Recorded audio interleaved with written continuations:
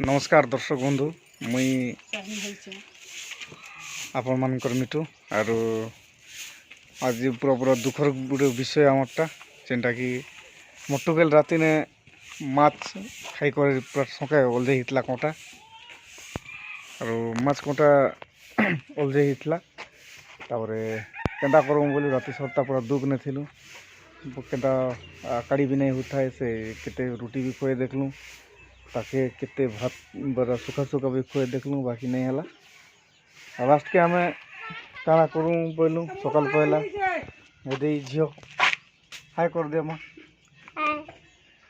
ई मोर झील तो झील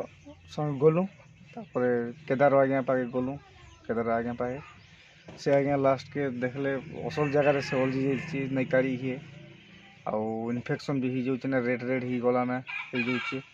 केंदा कर बोला लास्ट के नहीं आज्ञा किसी गोटे करन बोला के से आज्ञा आसले और नहीं के निजर हाथ चिंता भी नहीं करी आसे निजे काल्ले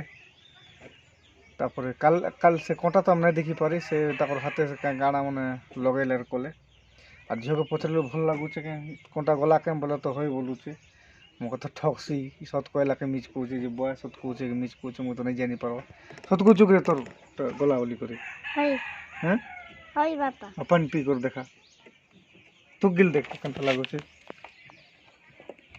गोला गला कि नहीं जाए गोला राति रे पूरा तरमा मके हरियाण कर देथिला राति रे हम भनीबारना हॉस्पिटल गलु